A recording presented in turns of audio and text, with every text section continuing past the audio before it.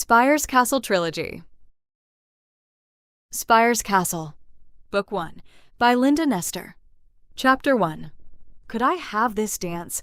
She grabbed Connie by her arm and pushed her out of the vault toward the lobby. Please, everyone, She said urgently. stop what you're doing and leave the bank immediately.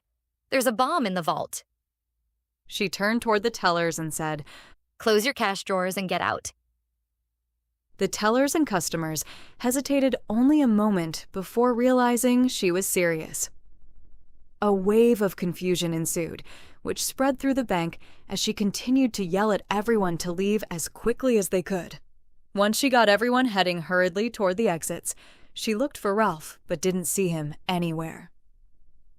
Oh no, She said fearfully, and without thinking twice, went back to look for him in the vault. When she returned seconds later, there he was, standing still and holding the strange necklace. He looked like he was in some kind of trance. Horrified, she yelled and told him to get out of the vault, but he acted like he didn't hear her. She frantically took a hold of his arm, yanking on him as hard as she could, but he wouldn't budge. With fearful determination, aided by a rush of adrenaline, she grabbed him by the waist with both arms and literally dragged him out into the lobby. But before she could reach the door, they were both knocked to the floor by an explosion. Dust and debris flew everywhere, covering their flaccid bodies as they lay choking for air. Not knowing whether she was dead or alive, the last thing Amanda remembered before blacking out was the sound of sirens. Now, there's no denying the truth in the old adage. Hindsight is better than foresight, but not even Amanda could have foreseen such an ill-fated event would occur when she got up this morning. Less than 3 hours ago, she was safely tucked in bed, oblivious to the world outside and especially unaware her life would be in danger when she walked out the door. But just to make sure she hadn't died or was experiencing a nightmare, she recounted in detail the events that had led up to her present situation. Amanda and Andrew stood before the minister and heard him say, I now pronounce you husband and wife. You may now kiss the bride. The happy couple turned toward each other and smiled. He very gently lifted her veil and kissed her for the first time as his wife. They then turned together to face the audience, hand in hand. The minister said, I now present to you Mr. and Mrs. Andrew Silver. The music began to play. They faced each other, still holding hands, and an aura of love glowed on their faces. Gazing intently into each other's eyes, they listened as the duet began to sing a love song about a couple whose love burned brighter every day. During the song, they each took separate candles and lit the unity candle. Like the brightly burning candle, love was glowing in their eyes, a flame to light their way as they started down the path of a new beginning. When the song ended, they knew the love they held for each other was like no other. At the reception, they danced for the first time as man and wife, gracefully keeping step with the song that would be etched in her memory forever. Indeed, they were a handsome couple, and time seemed to stand still as they held each other in their arms. While they swayed to the music, they fell deeper in love. He whispered the sweet words that every woman in love longs to hear from her lover. Surely this moment would carry them into eternity. Later that evening, they loved the whole night away, an experience that swept her to another plane of existence. She felt his warm, tender kisses upon her breasts, and together they burned like a wildfire that couldn't be quenched until it consumed their smoldering desire. And then at last, she felt his firmness between her soft thighs as she received him in the act of marriage, and he reached to the depth of her soul. As they moved together, each loving caress and sensuous touch beckoned another until their excitement grew to a climax of ecstasy. A pledge ensued, a promise to each other that they would never grow apart. Amanda was suddenly awakened by her clock radio. She sleepily yawned, rubbing her eyes. When she turned over to see what time it was, she noticed the morning sun was already beginning to lighten the room. The night's shadows faded as golden rays of sunlight shone through the cracks in her bedroom blinds. While she lay listening, she heard a familiar song playing on the radio. She hadn't heard the song in a couple of years. Her subconscious mind must have picked up on the tune while she slept, which explained why she had been dreaming about her wedding day. The smooth velvet voice sounded vaguely familiar, and the words brought tears to her eyes. The song had been played on her wedding day when she and Andrew had danced for the first time as husband and wife. That dance was supposed to have been for the rest of their lives. They were supposed to have been partners every night. When the song faded with her memories of that wonderful day, her joy turned to sorrow as she lay alone in her bed. Her marriage to Andrew began with so many hopes and shared dreams of living and growing old together. But now, she was trying so desperately hard to forget him since he left 3 months ago. They were now living apart because too many things had happened that prevented them from remaining together. The first 2 years of their marriage had been like a fairy tale, each day concluding like a happy ending to a story. But something began happening between them during the last 6 months. They allowed deception to creep into their hearts, and before long, they started to believe the lies that steadily drove a deceitful wedge between them. Better judgment told them they should have sat down and talked through their differences, but they chose instead to turn a blind eye and give in to the hateful lies that shattered their love. The romance died as each day passed. They eventually reached the point of apathy, a bother to each to try to keep their love alive. Wiping the tears from her eyes, she arose from her lonely bed and opened the bedroom blinds. She looked out the window and was reminded that spring had come to the Carolinas, but the warm sunshine made it feel like summer. She raised the window to let in the morning breeze and could smell the freshly mowed grass of her neighbor's lawn and the sweet scent of spring upon the wind.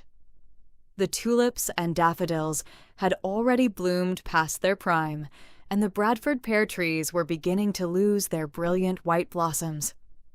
The azalea bushes spread their blossoms all over the city in red, pink, white, and violet colors.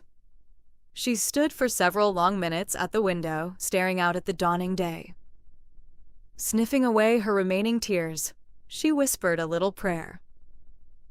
Oh Lord, I hope this day is good. I'm feeling so empty. I should be thankful, I know, but I feel you've forgotten me. All that I'm asking is a little less crying. And when you plan just how it will be, please plan a good day for me. When she started to turn to continue her morning routine, she noticed a little white bird had suddenly landed on the sill, just outside the window. She had never seen one quite like it before. It was pure white, and it glowed in the morning sunlight. How curious, she thought. There appeared to be something in its beak. But then, as suddenly as it had appeared, it was gone. A little piece of rolled paper, like a tiny scroll, was left in its place. She immediately raised the screen to see what it was. She unrolled the tiny piece of paper and saw there was writing on it. It read, Toronto, Ontario, CN Tower. The message was certainly not intended for her, she thought. She wondered what it meant. She hadn't even heard of the CN Tower.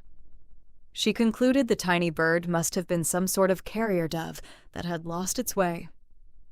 Nevertheless, she decided to keep the little scroll in case she found out who had sent it.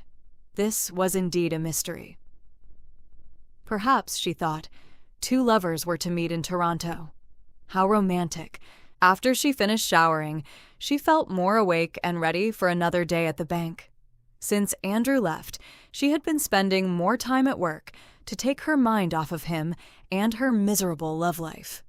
She had resolved to be strong, though, and the only way she knew how not to think about her separation was to throw herself into her work. 2 of her best friends and co-workers, Connie and Ralph, kept telling her she would survive, but it would just take time. They had been very supportive of her during this very emotional time. If it hadn't been for them helping her keep her head together, she surely would have gone crazy. Her heart was already broken. She would have been a mess if she had allowed her mind to break too. While she was getting dressed, she heard a meowing outside her window. It was Elsie, her gray-striped tabby. She always came at exactly the same time in the morning to let Amanda know she was ready to be fed. Amanda finished dressing and walked downstairs to let Elsie in. When she opened the door, she noticed another cat sitting just a few feet away in the driveway near her car. She looked at the strange animal and wondered. "Where did you come from?" She said out loud. "You might as well go right on home because I'm not feeding the neighborhood cats." The strange animal was noticeably bigger than Elsie, a male as far as Amanda could tell. He was marked rather handsomely. He was beige for the most part, had 2 gray ears, a gray-striped tail, and 4 white paws. But the most striking feature he possessed was his eyes. She had never seen a cat with such bright blue eyes. As he sat staring at her, she could feel his piercing gaze, which penetrated to the depth of her soul. How strange, she thought. Not even Elsie had evoked such compassion in her for an animal. "Oh, all right," she said to the strange feline. "Stay right there and I'll bring you something out to eat." She led the way to the kitchen. Elsie followed, trotting right behind. She prepared Elsie's dish and made another for Elsie's friend. As was Elsie's custom, she impatiently rubbed up against Amanda's legs. She then stood up on her hind paws beside the cabinet, stretching her front paws as far as she could reach toward the countertop.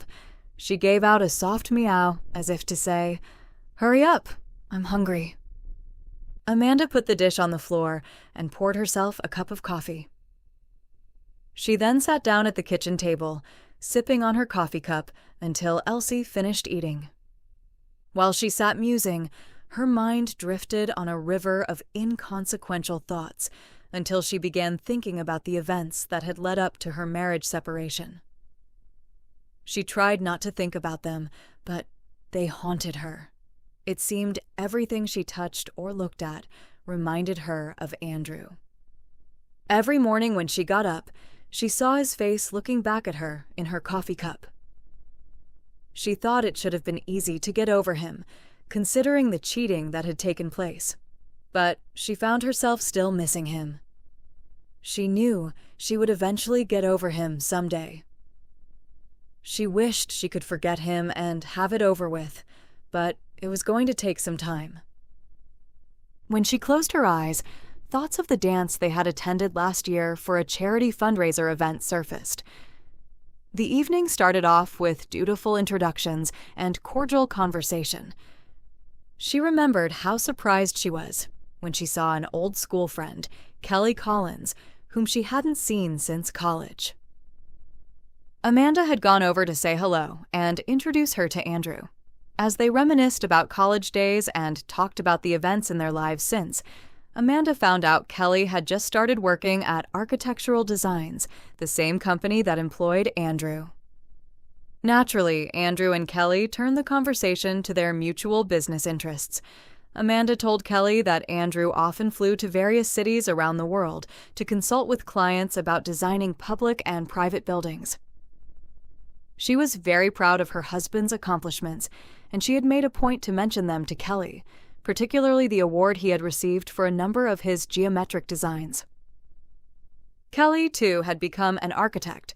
Her specialty had been residential architecture until she came to work for Architectural Designs. On a personal note, Kelly had told Amanda and Andrew that she had just gone through a very ugly divorce. Because of her vulnerability, she seemed to crave the attention of any man who would show the slightest interest in her, whether it was personal or professional. Amanda had sensed this and had good reason to feel uncomfortable when Andrew and Kelly danced later that evening. She remembered while she watched them dance that night what a handsome couple they made as they gracefully glided over the dance floor. She had felt a tinge of jealousy, but had quickly dismissed the feeling because she knew she could trust Andrew. After all, he had just tried to be cordial toward Kelly, as he would toward any other new coworker, or so she wanted to believe. Not long after that night, Andrew and Kelly had been put on a project team together. As a result, they had started spending more and more time together, and subsequently, he had started coming home late. Amanda had allowed suspicion to overrule her better judgment. She and Andrew began to argue over everything. The closeness between them was subtly replaced with an undeniable tension and a lack of trust. Amanda had begun to confide in her friend and coworker, Ralph. Although nothing romantic had ever developed between them, she deliberately dropped subtle hints to her husband to make him think something might be going on between them, just to get back at him for his late-night jaunts, retaliation for spending an inordinate amount of time at work. Andrew, too, began to play the same game. At first, he assured Amanda that he had been faithful and always would be. He confessed his love only for her. But after they stopped being intimate as a result of the growing tension between them, he stopped denying her accusations. The trust and unconditional love they shared had suddenly turned into a deceiving web of lies. While she was reflecting on this, Elsie suddenly interrupted her thoughts when she jumped up onto her lap. Startled, Amanda opened her eyes abruptly and let out a frightened gasp. She hated it when Elsie did that without warning. She wasn't in any mood to be caught off guard, particularly this morning. After drawing in a deep breath to calm her racing heart, she gently scolded her feline companion, gave her a hug, and carried her to the door to let her out. When she looked outside to see if Elsie's friend was still there, he was nowhere to be seen. She nevertheless decided to leave the dish she had prepared for him on the front porch. Perhaps, she thought, he would come around later and eat. She poured another cup of coffee to take with her, as was her habit, gathered up her purse and briefcase, and headed out the door. On her way to her car, she said goodbye to Elsie and told her to behave herself today. Now listen, young lady, she began. Don't be bringing home any dead ground moles and laying them on the porch for me to see this evening. And especially, don't let me see a half-eaten bird lying in the driveway. She hated it when Elsie got her paws on the birds. On her way to the bank, she turned on the radio and decided to listen to a different station for a change. She normally listened to the news on the talk station, but this morning, she wasn't in the mood to hear politics or sad stories about death, disasters, and doom. She turned to an easy listening station instead. As she was making her way through the early morning traffic, she noticed the roads were backed up more than usual this morning. She crept along toward the flashing blue lights of a Charlotte police car and realized an accident had occurred. It was for this reason she always left a little early. At least once or twice a week, she was accustomed to seeing some kind of an accident. Charlotte drivers were notoriously accident-prone. While she waited for the traffic to pick up, a song began to play on the radio that caught her attention. As she listened, she recognized the voice. It was the same one she heard this morning. She remembered now who the female vocalist was. She was that very well-known Canadian songbird whose career had spanned over 3 decades. She hadn't heard many of her songs since the 70s and 80s. While she listened to her smooth, compelling voice, a flood of emotion swelled in her eyes. The words of the sad song touched her heart as she sang about how time couldn't heal a broken heart while 2 lovers were still apart. She reflected upon those words, and they pierced her heart like a stray arrow. Every line reminded her of her own broken heart. As the song faded, she sniffed away the tears and tried to concentrate on the day ahead of her. Chapter 2. Snowbird. I have been called by many names: serpent, Satan, Lucifer, the devil, father of lies, the deceiver, the evil one, fallen angel, ravenous wolf, antichrist, false prophet, and dragon, to name a few of my infamous titles. But I have also been known as angel of light, morning star, and beautiful sun. These former names have put fear and dread into the hearts of mankind throughout the past centuries. These latter names have been useful disguises and have served my purposes well. But in the dawning of a new millennium, I prefer to take on more modern and technological guises. I am now known as phishing, spoofing, virus, and other internet maladies. For the first time in human history, I now have the means to control the minds of men and women and lead astray their pitiful souls on a vast scale. I have been getting impatient and bored with these human creatures. I have played with their souls and have deceived many into believing my lies. But now, with the invention of the computer, my boredom has finally reached an end. With over 80% of the world population now using the internet, the possibilities of deception are endless. I have found a new toy by which to create chaos in the great light's creation. I have chosen my servant well. It was an easy deception. At first, I played with his mind. I enticed him with the world through the internet. As he surfed, I showed him things I wanted him to see, baited him with sex, power, and money. And then I brought him to the place of the 10 Spires. This was my very special website. My prey fell victim to the perversion of pornography, power, and money as I guided him deeper into my lair. In my lies to him, I told him he could become more powerful than Richard Yates, America's leading computer guru, and richer too. Each door he passed through led to another until he entered my abode. It was there that I took him captive. It was there that he sold his soul to me. It was there that I took control of his being. His will succumbed to mine, and he now does my bidding. Derek Dudley was sitting at work, staring at his computer one bright spring morning. As he finished entering a report that was due yesterday, his mind began wandering to other places.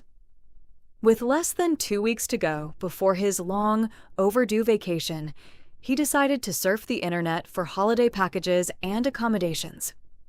He had already made up his mind that he wanted to go somewhere where he could enjoy the outdoors, relax, do some fishing, hiking, and, of course, his favorite pastime, horseback riding.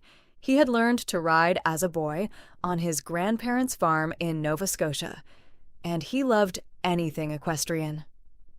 It's no wonder he grew up to become a member of the honored Royal Canadian Mounted Police. Since joining the RCMP, he had become quite versed in equitation. He had been a part of the Mounties' famed and entertaining musical ride for the past 5 years.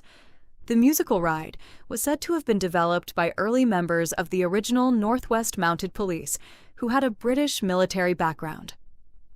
Since the musical ride was developed from cavalry drill movements, the mix of dance choreographed with military orderliness had always fascinated him from the time he was a child. And, of course, who could resist a man in a handsome uniform? The Royal Canadian Mounted Policeman, donned in a bright scarlet tunic and mounted upon a magnificent black Hanoverian steed, had become a cultural symbol of Canada for decades. Although nowadays they are donned in more neutral colors and usually travel by car, boat, airplane, or snowmobile, rather than on horseback. This year's tour had taken him to the cities of Halifax and Shelburne in Nova Scotia, and to Toronto and Ottawa, his home base, in Ontario. He was scheduled to go to Niagara Falls this weekend and end the tour in Calgary, Alberta. His detachment in Toronto had proved quite challenging during his first 2 years as a constable. But since coming to Toronto from his home province of Nova Scotia, he had been promoted from the rank of constable to corporal. He had received this promotion shortly after he had single-handedly apprehended 2 of the most wanted terrorists in North America. Jean-Luc Labonge and Jacques Poirot were discovered to have been living in Toronto almost 30 years after their terrorist group, the Front de Libération du Québec, had kidnapped the British trade consul in Montreal. After murdering the Quebec Minister of Labour, it was thought they had fled the country. On an anonymous tip, Derek and his partner, Scott McNichols, had been sent to check out a salon storefront on the lower part of town. While Scott went around back to cover the rear exit, Derek entered the front entrance and pretended to have come in to have his hair cut. In search of the restroom, he walked to the back of the salon and discovered a door blocked by a supply cabinet. He thought it strange the door had been deliberately blocked. After communicating his intentions to his partner by radio, he very gently moved the cabinet aside, readied his pistol, and busted down the door with one swift kick. To the horror and surprised looks of the occupants inside, Derek had inadvertently knocked down the door on Jean-Luc Labange and Jacques Poirot, both of whom had been unsuspectingly standing near it. Inside, he discovered a counterfeiting operation. Jean-Luc Labange, Jacques Poirot, and their 2 accomplices were immediately arrested and finally brought to justice. As a result of his 7-year tenure and reputation of always getting his man, Derek was promoted last year to sergeant. He recently came to work at the RCMP's Ottawa branch of Interpol, the International Criminal Police Organization, because of his past involvement in solving several international terrorist cases in Toronto. His current assignments have been in the area of computer and telecommunications crime. As he sat at his desk, surfing for outdoor adventures, he came across the site for Banff National Park in Alberta. The homepage offered all kinds of recreation and outdoor activities, such as hiking, fishing, camping, horseback riding, and several hotel and restaurant amenities. Lake Louise and nearby Moraine Lake were displayed in breathtaking pictures beneath a backdrop of majestic mountains and forested landscape. Immediately upon seeing this and viewing the various subject pages, he decided this was where he would spend his vacation. Since his much-needed time off would begin as soon as he performed his last musical ride in Calgary, the convenience of being so near his vacation destination appealed to him. Calgary was only a short distance from Banff. With that decided, he turned on the radio and focused his attention to his work at hand. Derek, Inspector Campbell bellowed as he walked over to Derek's desk. I see you've just sent me your report on the Spires case. Yes, sir. I just completed it. Sorry it's a little late, but I wanted to check out one last thing this morning before I forwarded it to you. I see, but that's not what concerns me. What concerns me is that we're not able to ascertain where this site originated from, or who the designer is. It's laced with amoral content and fraudulent activity. I see there have been several incidents of credit card fraud, email viruses, and bankruptcy reported relating to this website. How close are you to deciphering the files and finding out who in the HE double hockey sticks is operating it? Derek shifted uncomfortably in his chair. The site contains a series of doors leading to various hyperlinks. It's the strangest thing I've ever seen. It seems to go on forever. Each door seems to represent a different reality. I know that sounds crazy, but I don't know how else to explain it.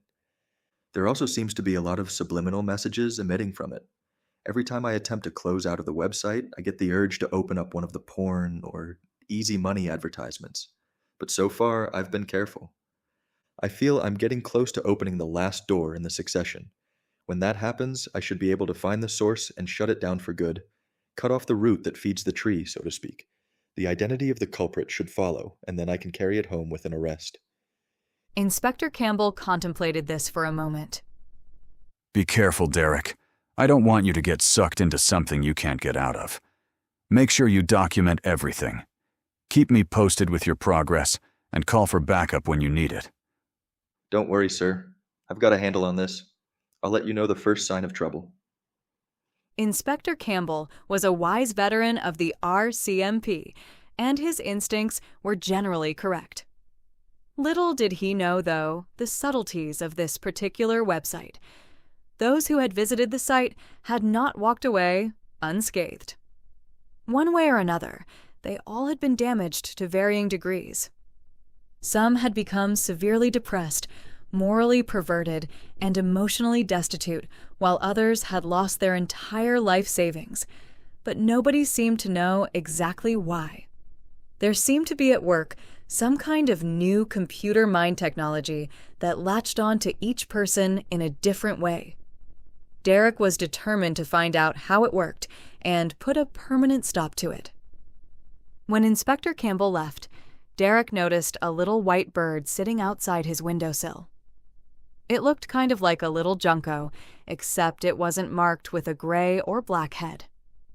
This particular one was completely snow-white, and there was a strange, glowing aura surrounding it. The sudden appearance of this little creature reminded him of a song that was made popular by one of Canada's finest female vocalists. As he tried to remember the lyrics to the song, he began hearing it play on the radio. What a coincidence, he thought. While he listened to the sweet, gentle voice, he was reminded of the approaching of spring. The flowers would soon be sprouting their delicate petals into magnificent blooms.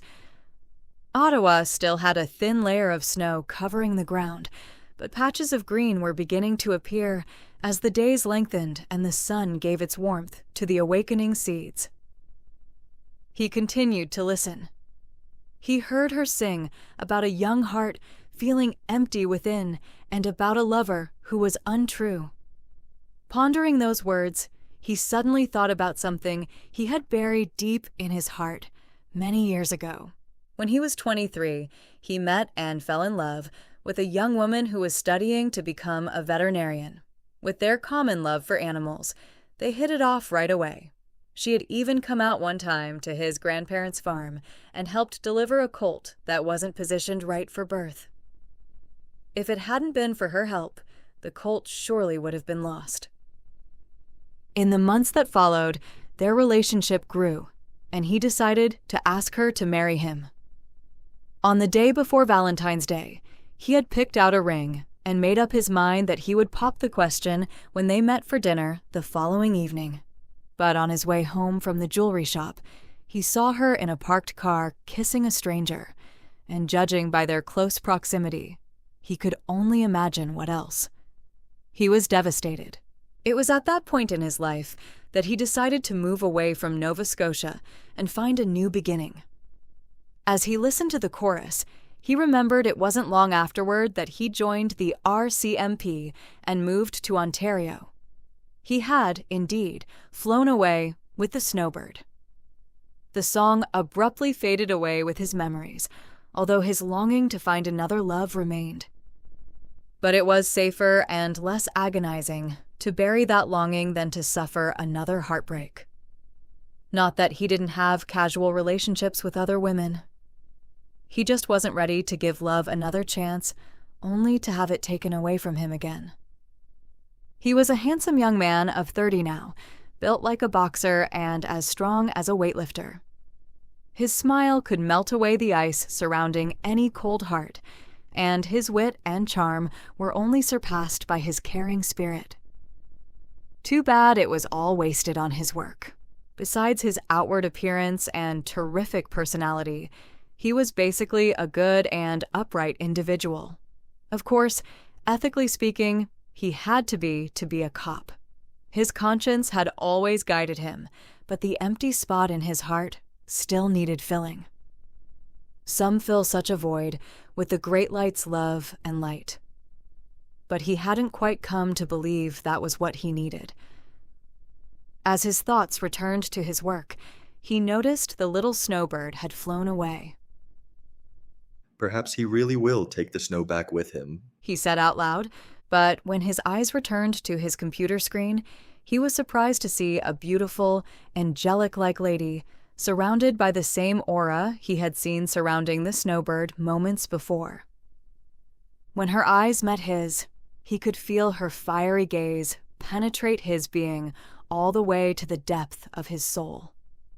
And as he stared at her in awesome wonder, he began to tremble like a child. She smiled at him, and when she did, a flood of love, peace, and well-being suddenly filled the void in his heart. He instinctively fought against it, but his resistance only produced an unexplainable weakness. He tried to overcome the lightheaded feeling that ensued, but at that vulnerable moment, she softly spoke to him. I'm here to remind you who you are, who you were, and who you are meant to be. I'm Lady Snowbird. Remember me, and call my name out loud in your darkest night. You've got a friend in the light. That was all she said, and the screen returned to the home page of Banff National Park. He sat staring for a moment, trying to decide if he had really seen what he thought he saw, or if he was just daydreaming. When he finally resumed a sense of control, he noticed Inspector Campbell standing at his desk again, and from the sound of his voice, obviously trying to get his attention. Derek! Derek! He shouted. You look like you've just seen a ghost. Are you all right? You don't look so good. Your face is as white as snow. Startled, Derek jumped in surprise and said, What? What did you say? Derek, I'm worried about you. I think you've been looking at that computer screen too long.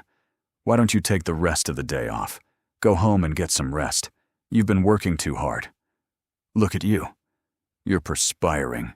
You're pale, and you're shaking like a leaf. He's right. Derek thought to himself. Something's happened to me. But he was as stubborn as he was determined. No, I'll be all right. He said. I probably just need some fresh air and a cold drink of water. When he attempted to pull himself away from his desk and stand up, he felt his knees buckle, and back down he came, collapsing into his chair. Whoa, maybe you're right. Perhaps I should go home. I think I'll sit here a minute, until this weak feeling passes. Inspector Campbell brought him some water and insisted that he leave as soon as he felt he could drive himself home. After about 10 minutes, he began to regain his strength. He probably would have been just fine the rest of the day, but decided to take advantage of the offer to go. As he sat staring at the majestic mountains and lakes of Banff National Park on his computer screen, he decided to make online reservations at Moraine Lake Lodge, which was about 40 miles from Banff. The RCMP had already taken care of flight arrangements, so he would only have to rent a car once he got out there. Afterward, he shut down his computer and exhaled a deep breath, wondering about the song, The Little White Bird, and the lady who called herself Lady Snowbird. Chapter 3. The Book. When Amanda arrived at the bank, she sat down at her desk and turned on her computer. She began to read through her email. She could always count on a ton of email every morning regarding a myriad of subjects from bank news to fraud alerts. As the customer service manager for the branch, she found it beneficial to come in early to complete unfinished paperwork, update herself with corporate initiatives, and prepare for the first flood of customers who would soon be requiring her assistance. She normally enjoyed assisting customers and servicing their accounts, but the recent interstate bank merger had created some dissatisfaction among a few customers. Because of this, she found some of her customers to be rather challenging of late. With interstate banking becoming more and more prevalent, her Charlotte-based financial institution was experiencing some growing pains. With new banking channels now being offered to customers from online banking to banking by phone, customers were now able to open accounts and apply for loans without ever leaving their homes. And new computer technology was revolutionizing the way people were able to bank today. But this technology had also created a means by which clever criminals had learned to defraud the bank. One instance of this occurred last month when an elderly lady notified her that all of the money in her checking account had been withdrawn. And she didn't do it. Someone using an automated teller machine card had systematically withdrawn over $80,000. By customer impersonation and identity theft, whoever stole the money knew how to change the customer's address and order a cash card over the phone. Although Amanda had chosen to make a living through a banking career, her real desire was to become a writer. She had written short stories and poetry since high school, but she never found the time or the opportunity to begin a novel. She decided that when she ever became inspired to do so, her first book would be a romantic fantasy. After she finished sorting through the mail, she decided to surf the internet to search for some ideas about where to spend her upcoming vacation. With her vacation approaching in less than 2 weeks, she needed to find a place to get away from banking for a while, and especially from irate people. She decided she would look for some outdoor adventure and relaxation, a definite change in her environment. She felt that if she didn't get away to find some solace somewhere, she would have a nervous breakdown.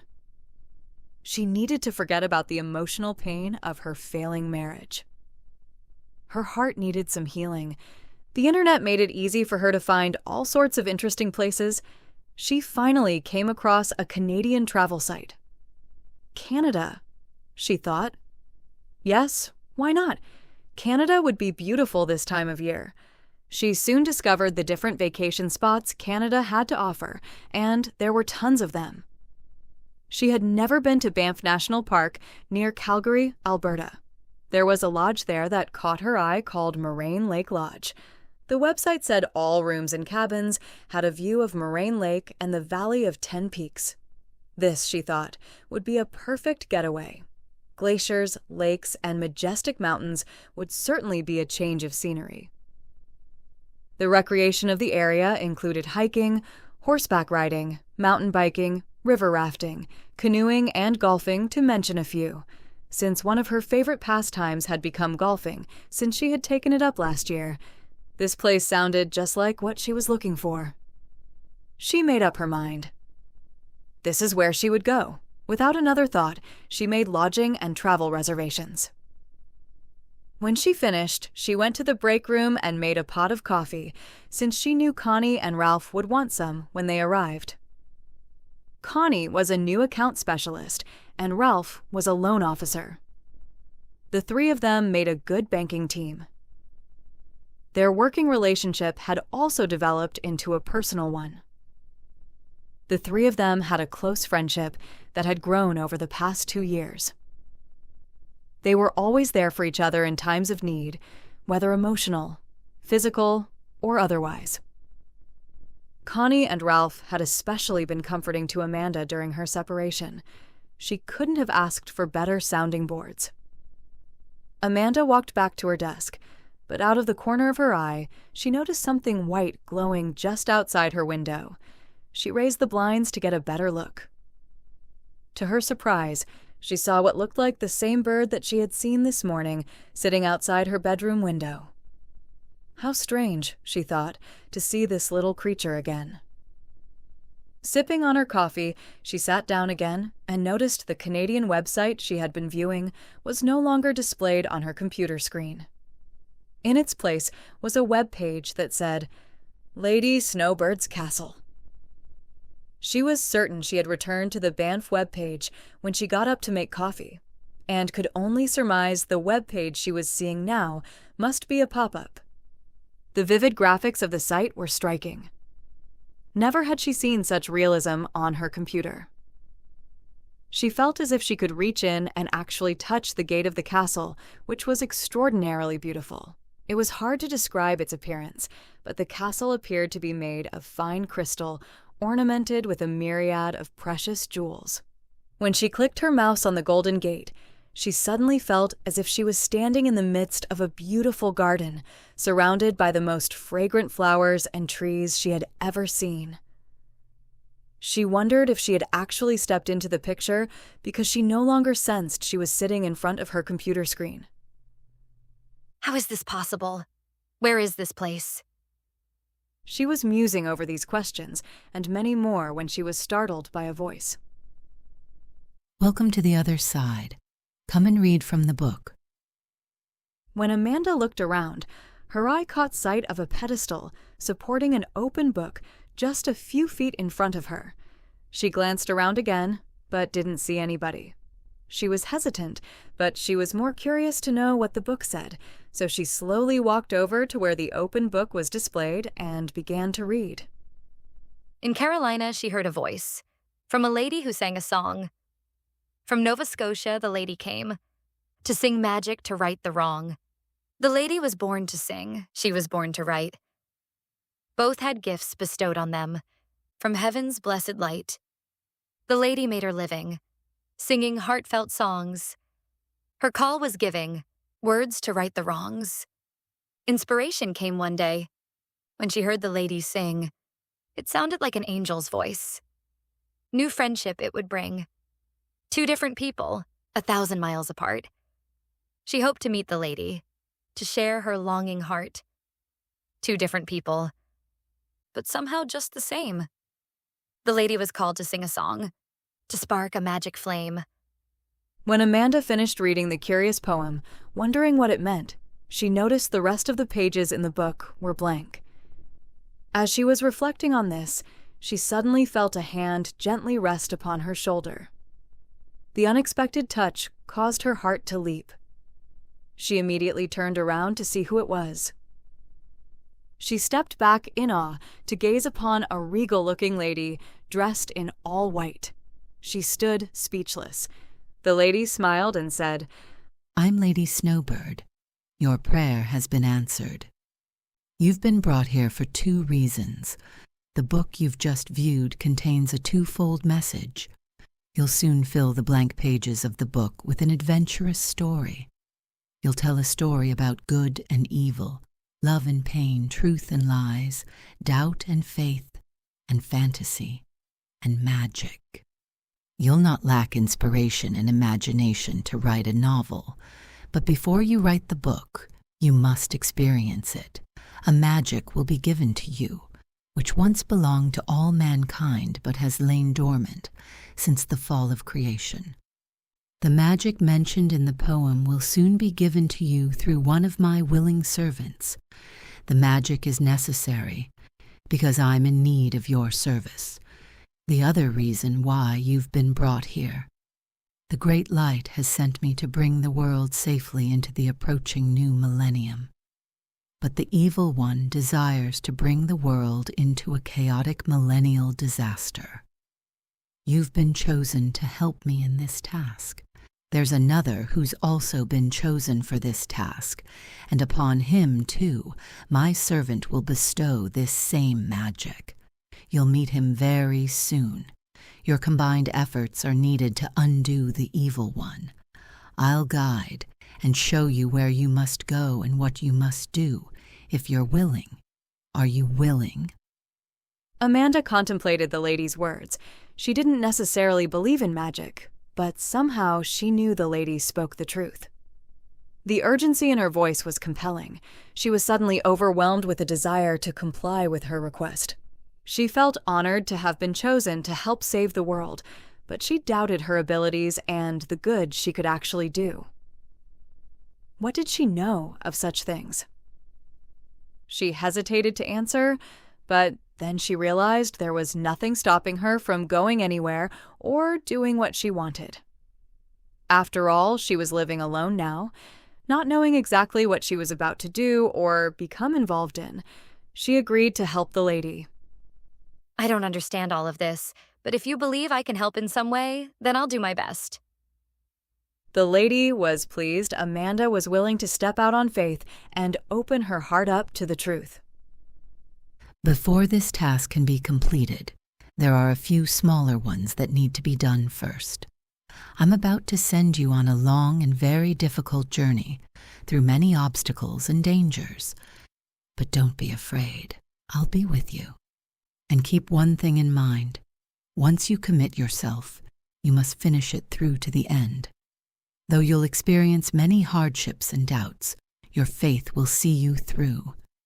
The evil one knows who you are. Even now he's preparing to prevent you from accomplishing your tasks. He'll even try to kill you. But when he begins to shoot his fiery darts at you, just call out my name. I'll protect you. I'll also send helps to you that will aid you along your way. I'll not tell you everything you must do now because the evil one has spies and wicked servants who are watching and seeking to know any information to take back to him. This would be to our disadvantage. Each step in your quest will be shown to you discreetly and at the right time.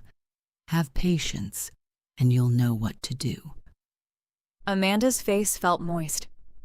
She didn't realize tears of emotion had been gradually swelling up in her eyes and were now rolling down her cheeks. The lady wiped them away. She was suddenly fearful, but didn't know why. Sensing she was in the presence of some powerful and holy being, She felt compelled to kneel before the lady in utter humility.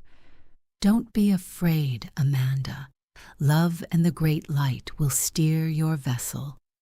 And when the storms come, and you're tossed and drowning, just call out my name and listen for the voice that will guide you through the troubled seas. In the next fleeting moment, she was sitting again in front of her computer, staring at the webpage of Banff National Park. She immediately inhaled as much air as her lungs would allow in an attempt to clear her mind, which was racing with many questions. She had to put her thoughts in neutral, however, when she heard Ralph and Connie enter the building. For the time being, she chose to keep the mysterious occurrence to herself. Again, she inhaled a deep breath and let it out slowly as Connie was making her way toward her office.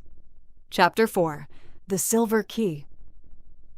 Derek closed his eyes for a moment and began to think about what had just happened to him, but before he had a chance to recall this strange experience, he was interrupted by a telephone call.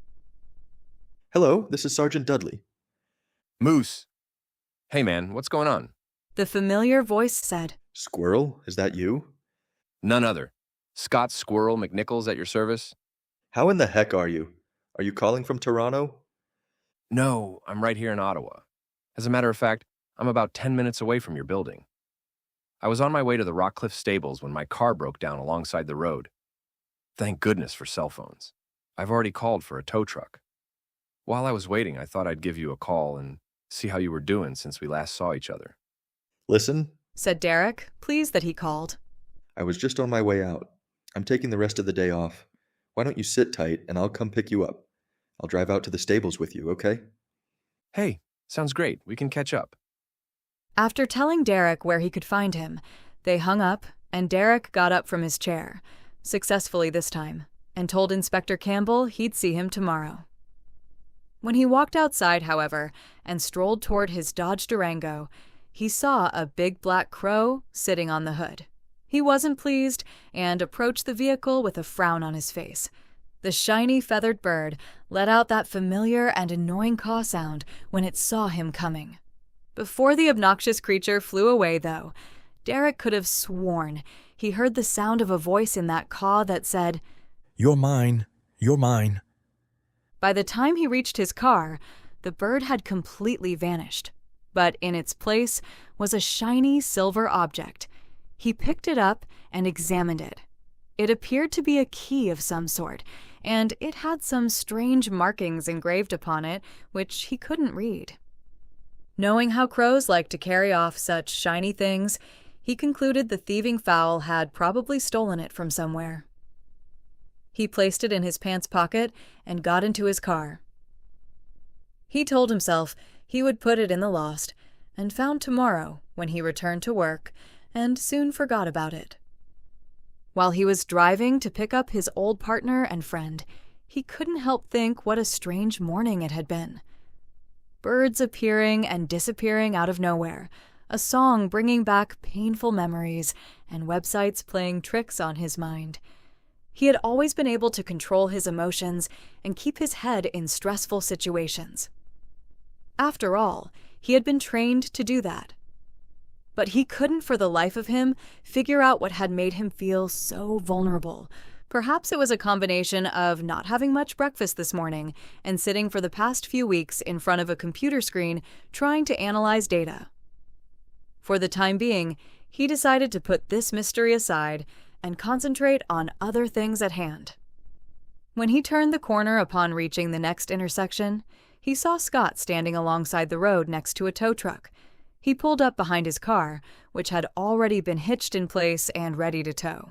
He heard Scott giving instructions to the tow truck driver as he got out of his car. The driver nodded his head in acknowledgement, and then he drove off. Hey, bud. Scott yelled. That was perfect timing. As the two friends approached each other, they held out their hands in anticipation of a warm handshake. They gave each other several pats on the back and stood there for a moment exchanging grins and greetings before walking back to Derek's car. Derek pulled out into traffic and jokingly said, So, did you drive 5 hours just to visit some smelly horses or what?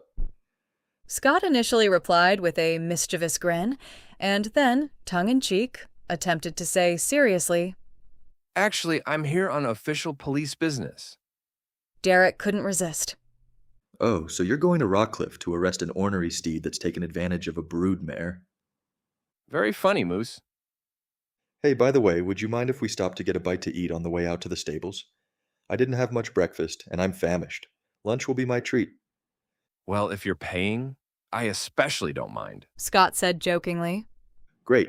You can tell me all about your official police business over a burger. During the time Derek and Scott were partners in Toronto, they had earned the nicknames of Moose and Squirrel. Their methods and styles of police work were as different as those two cartoon characters. Derek's method was to charge ahead like a moose during an investigation, while Scott took on a more subtle, squirrely approach. They actually complemented each other very well.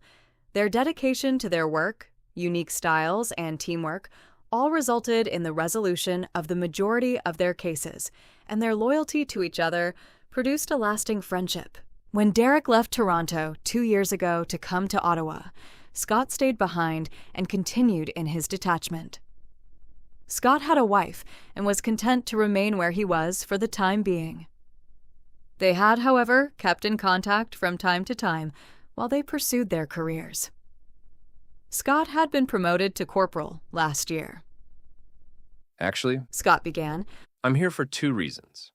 I've decided to take the equitation courses in the hope of qualifying for next year's musical ride. Granted, I'm not as good a rider as you are, but I guess I have to start somewhere. Besides, Jenny's been encouraging me to broaden my horizons so I don't get stuck in a rut. I thought I'd check out the riding school before I start training next weekend. Good for you, Scott. Perhaps we'll get to tour together next year. I can tell you that I've really enjoyed it a lot these past several years. So tell me about this official business that's brought you to Ottawa. I have orders to bring a very dangerous prisoner back to Toronto in the morning.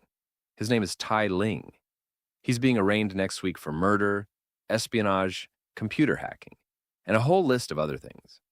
Besides his criminal background, he's been trained in martial arts, which makes him especially dangerous. He killed a guy who worked for a company that was contracted by the Canadian government to develop a highly technical and sensitive computer chip for use in surveillance satellites. The guy was feeding Ling with top-secret information in exchange for bukus of money. With that information, Ling was able to hack into some very sophisticated computer systems.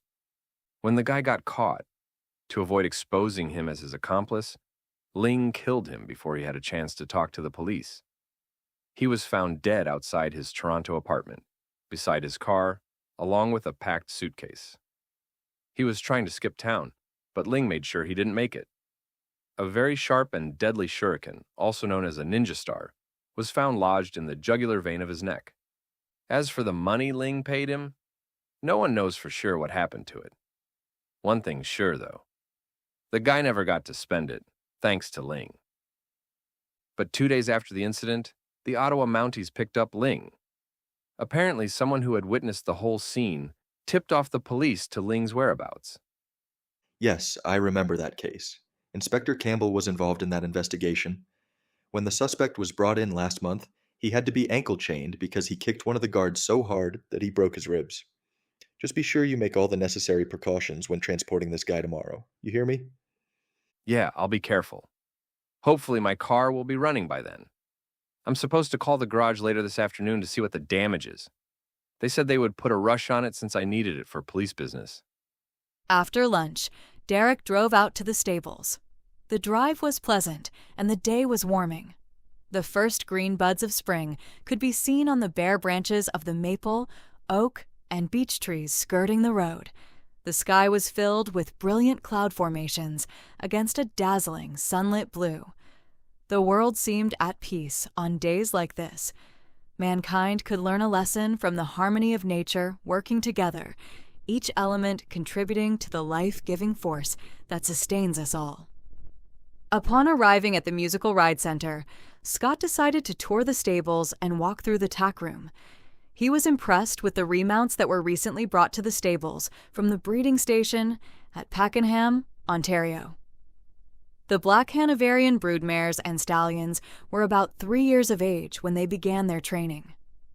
In another 3 years, they would be ready to take their first trip with the ride. They stopped by the riding school next. Scott was wide-eyed as he witnessed the challenging and mesmerizing choreography of the cadets in training and their horses. He couldn't wait until next weekend to become a part of their proud traditions. After browsing through the musical ride boutique, Scott decided to call the garage to check on the progress of his car. The garage said the alternator and a couple of hoses had to be replaced, but that all repairs should be done by 4 o'clock this afternoon. When he found Derek, he relayed the good news. That's great, Scott. In the meantime, I could use a cold beer. There's a place on the way that serves Labatt and Molson on tap. By the time we're finished, your car should be ready to be picked up. As they started back to the car, Scott said, Okay, but I'm buying since you paid for lunch. I really do appreciate your putting up with me this afternoon. You've been a real lifesaver. That's what friends are for, bud. Derek replied, smiling. By the way, you're staying with me tonight, right? Well, Began Scott. I don't want to impose. I was planning on checking into...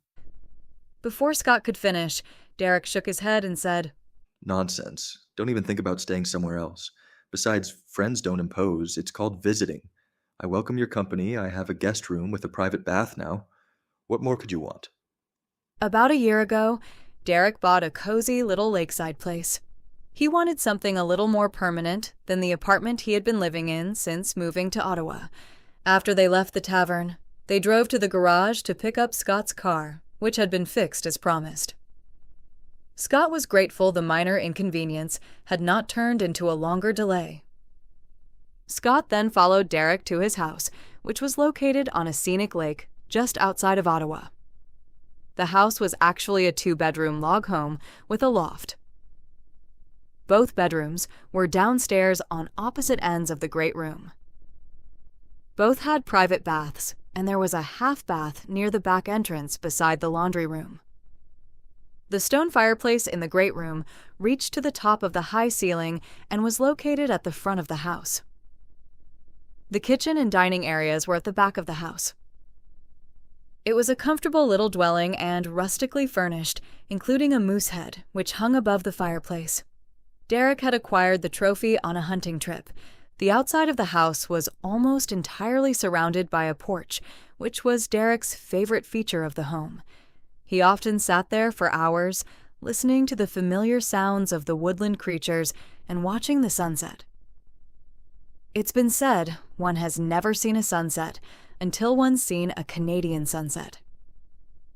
When they arrived, Derek showed Scott to the guest room, and while his friend got settled in, he went outside to gather some firewood. Afterward, he went to the kitchen to prepare supper. I hope you don't mind leftover chili. He said when Scott joined him in the kitchen. To tell you the truth, I think it tastes better the next day.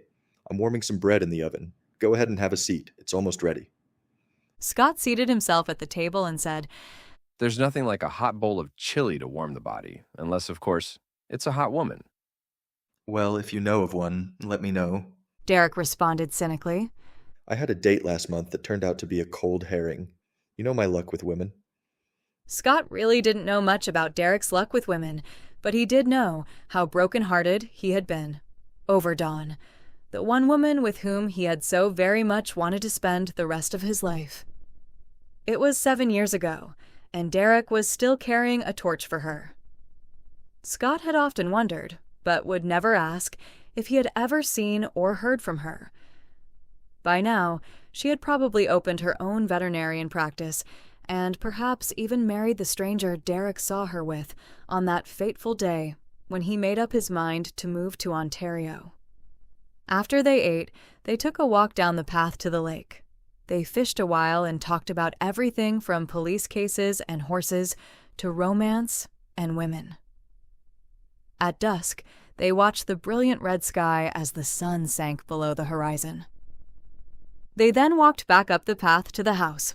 Scott decided to call it a night and went to bed with a book, since he felt he needed some extra rest to prepare for the long drive back to Toronto in the morning. Derek said goodnight, but wasn't quite ready for bed yet. Instead, He decided to explore the website he had been investigating at work before turning in for the night. The homepage showed a beautiful castle-like chateau surrounded by 10 snow-capped mountains called the 10 Spires. It was mirrored in a deep blue lake, surrounded by sugar maple, yellow birch, beech, white pine, and fir trees. The same covered the mountainsides in abundance. The wild beasts of the forested land included fox, white-tailed deer, elk, moose, black bears, grizzly bears, wolves, wildcats, ducks, geese, and a myriad of other creatures. Below the scenic picture were the words, "Welcome to Spires Castle. If you are searching for pleasure, wealth, and world acclaim, then click on the castle to enter its domain." Derek clicked on the castle, and when he did, it brought him to a drawbridge. He had been to this page before, so he went ahead and clicked on the drawbridge.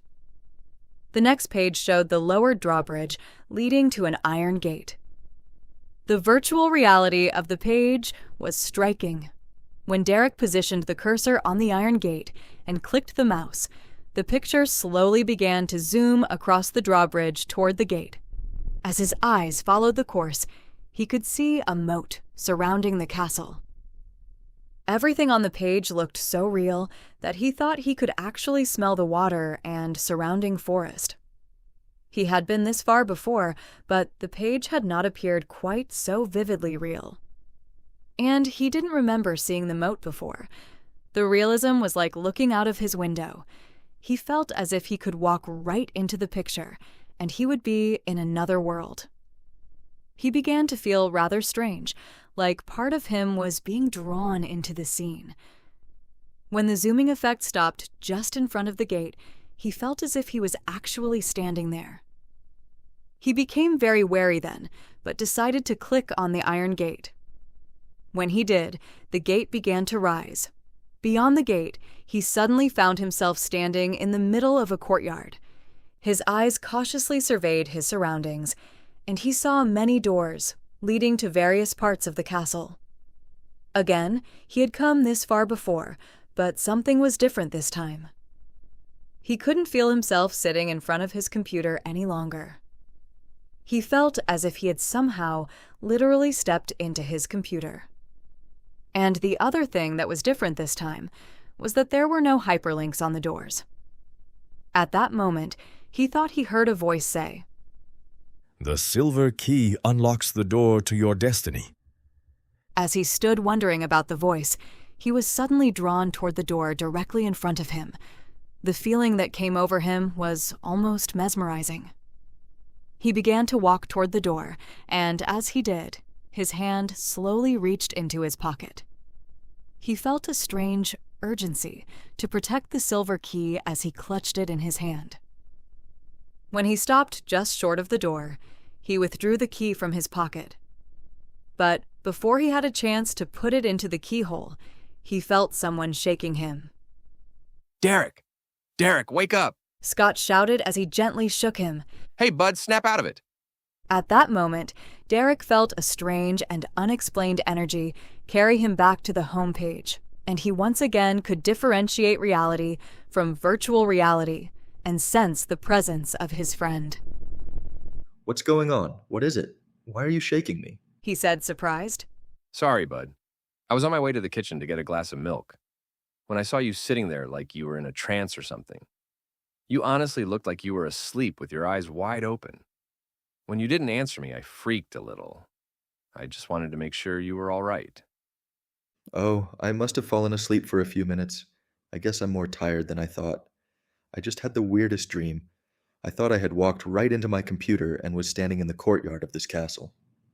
When Scott looked at the website that Derek was viewing of Spires Castle, the screen had indeed returned to the home page. Derek shook his head and decided it was definitely time for bed. He shut down the computer, told Scott goodnight a second time, and went directly to his bedroom. After climbing into bed, he began thinking about his weird experience and suddenly remembered what Inspector Campbell had told him about being cautious. As he lay contemplating this, he became angry with himself for allowing it to happen. What if Scott hadn't been here to pull me from this dream, or whatever it was that had sucked me into that virtual reality? How far would I have gone through that door? I can't let my guard down anymore. And this silver key, does it have anything to do with this website, or am I just letting my overactive imagination carry me away with assumptions? Derek didn't have any of the answers to these questions, but as his thoughts drifted into sleep, he was more determined than ever to find them. Chapter 5. The Escape. The next morning, Derek awoke to the smell of bacon, eggs, and freshly brewed coffee. As he lay in bed rubbing the sleep from his eyes, he noticed his blinds had been opened. The morning sunlight streamed through his window in brilliant beams of gold, like the color of honey. His clock radio suddenly turned on, and he knew it was 6 a.m. A familiar song began to play. He listened. He recognized the voice. It was the same singer he had heard yesterday morning on the radio when the snowbird appeared outside his window. The words she sang caught his attention. When you're down and troubled, close your eyes and think of me. Darkest night. All you have to do is call. You've got a friend. These were some of the same words he remembered the lady said to him yesterday when he saw her on his computer at work. She said, "Call out my name in your darkest night. You've got a friend in the light." He could only wonder what she meant, which prompted more questions. Who was this Lady Snowbird?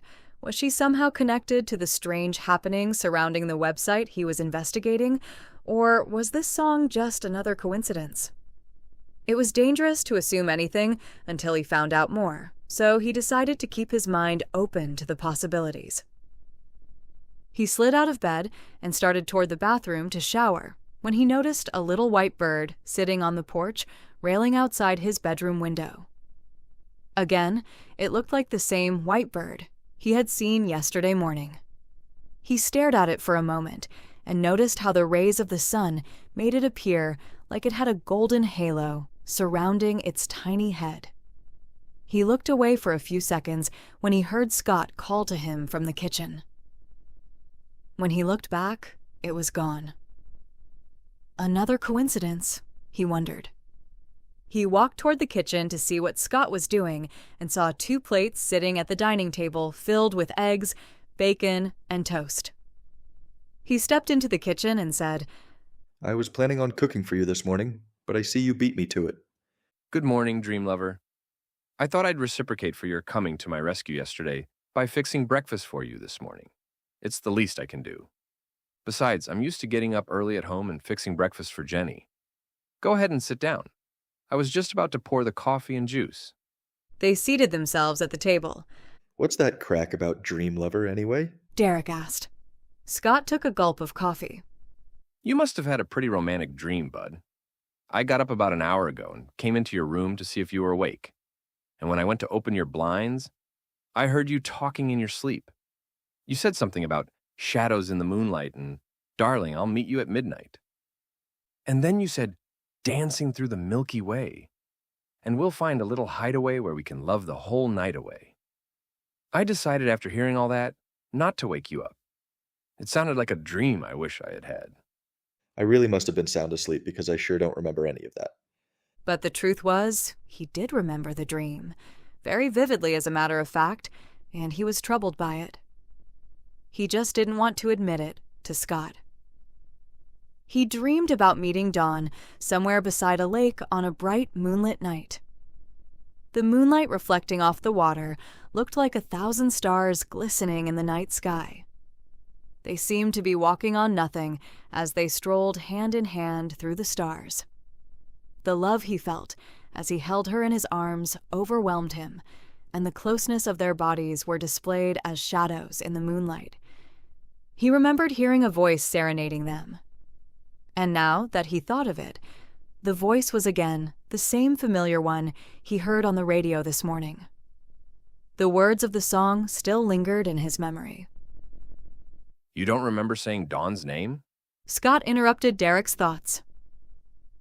Dawn? Derek replied, trying to look surprised. I said Dawn's name? Yes, you did, several times.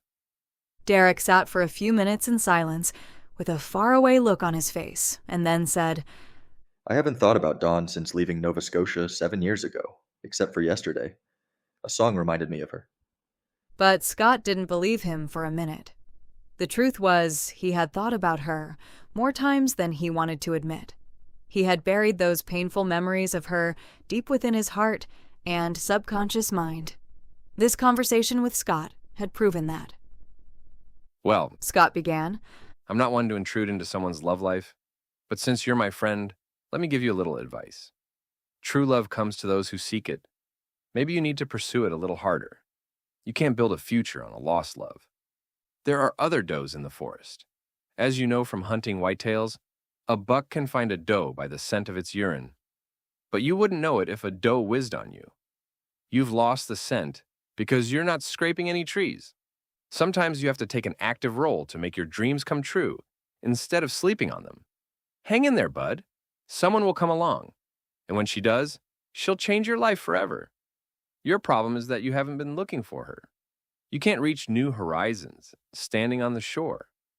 Derek looked at him and smiled. This kind of analogy was typical of him. It was a little crude but effective, to say the least. He thought about it for a moment before replying. Thanks for the advice. Point well taken.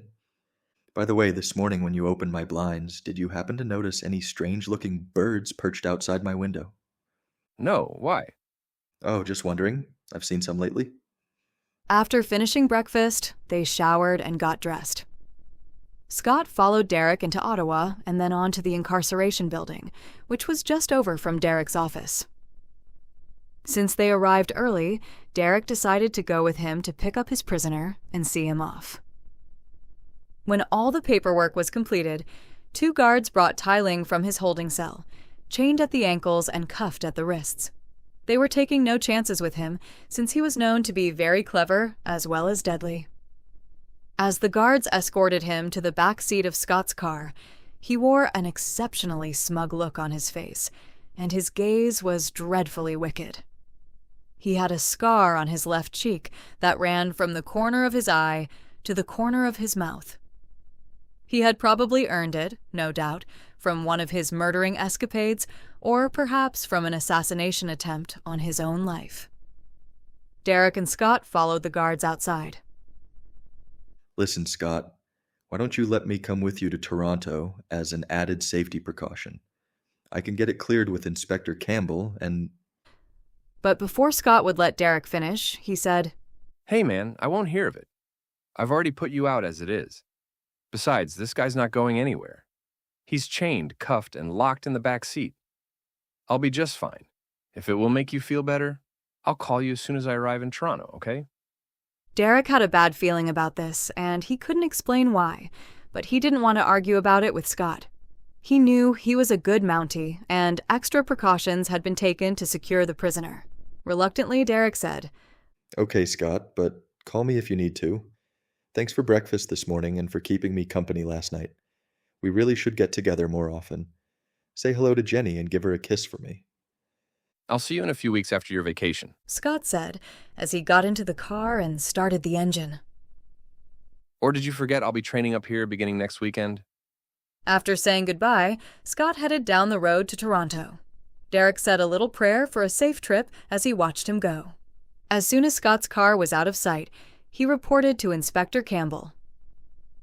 He was feeling like his old self, in spite of the strange happenings of late, but he decided not to tell the inspector about his computer experience last night until he had sorted it out. He still wasn't sure exactly what had happened, but he was sure of one thing. He was going to get to the bottom of it. He had already made up his mind he was going to try to enter Spires Castle by way of that door. It was the only way to find out if the silver key he had tucked safely in his pocket had anything to do with the website. But he would take precautions next time. He would make sure someone was around to pull him back if he needed it. After an hour of paperwork, Derek was about to get up to stretch his legs when his telephone rang. It was the hospital. As he listened to the voice on the other end of the phone, his stomach started to churn. He was told his friend, Scott, had been in an automobile accident. Without a vacillating thought, he slammed the phone down and headed toward the door. The inspector had also just received the news and was on his way to inform him when Derek hurriedly passed him on his way out. Scott's been in an accident, He said hastily. on my way to the hospital. But before the inspector had a chance to tell him the prisoner, Tai Ling, had escaped after the accident, Derek was out the door. The blackbird that had flown into Scott McNichol's windshield was watching from the limb of a nearby tree. Ling indeed successfully escaped from the scene of the accident. He was glad to be leaving the foolish Mountie dead on the ground. In any case, he was in too much of a hurry to check for sure. He ran into the forest to get out of sight of approaching traffic, and while he was running, he arrogantly thought how stupid the police could be. Did they really think they could incarcerate me for long? There was no doubt Ling was clever and resourceful. He had eluded the police on numerous occasions, and he felt confident he was going to elude them again this time. He couldn't figure out, though, how he had been caught this last time after killing his accomplice in Toronto. The police knew right where to find him. Someone must have tipped them off. When he found out who it was, he would kill that fool also. His incarceration had been brief, but it had delayed his master's agenda.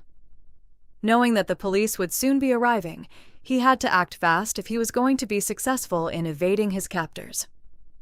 Knowing he couldn't get very far on foot, he would have to quickly find transportation and a change of clothing to disguise himself.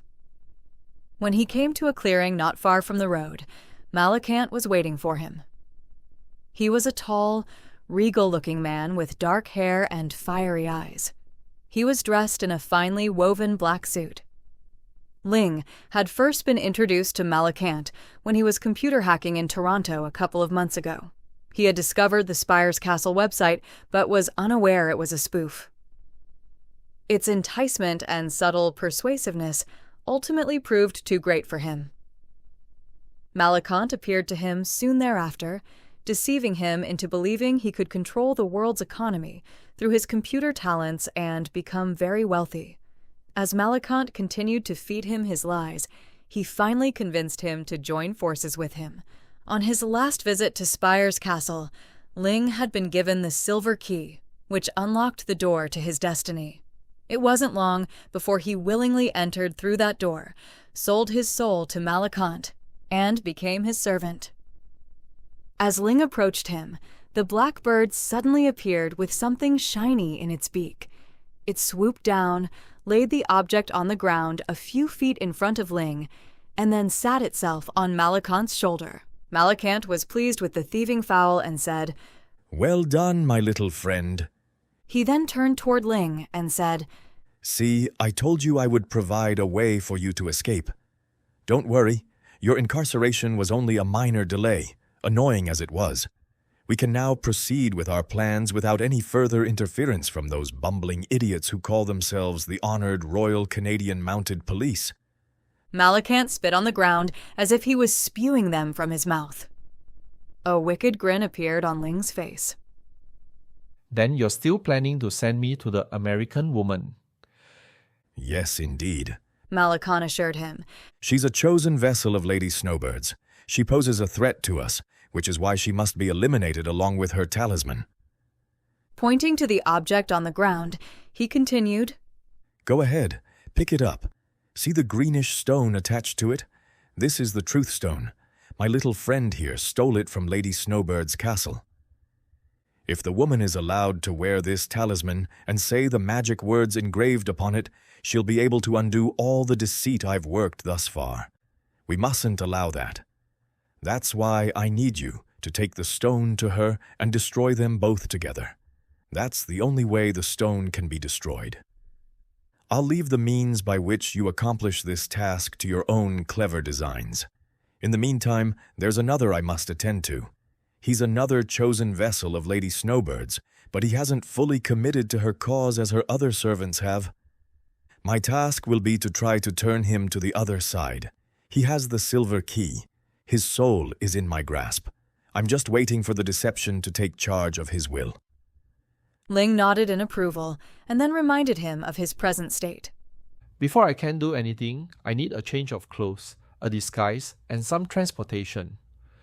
Malakant smiled and said devilishly, Of course. You must learn to trust me, my son. He then pointed to a black suitcase against a tree to his left. Go ahead, open it. I've provided the best clothing a respectable businessman can buy. When Ling opened the suitcase, he found a very expensive-looking dark gray suit, complete with tie, shirt, and shoes. He hastily discarded his jail clothes and changed into his new garments. Everything was a perfect fit. He looked like an executive going to a board meeting. In his jacket pockets, he found a leather wallet full of money, airline tickets, a fake driver's license, and a passport with his picture, but with someone else's name. They all looked authentic. For that matter, he looked authentic. After he finished dressing, Malakant set his jail clothes on fire with the wave of his hand, incinerating them until nothing was left but ashes, which he buried with another wave of his hand. They heard the distant sound of sirens as Malakant instructed him which way to go to avoid any confrontations. He said he would find a black Cadillac hidden in the trees alongside the road about a mile up from the accident scene. After Malakant sent him away, he disappeared into the wind without a trace.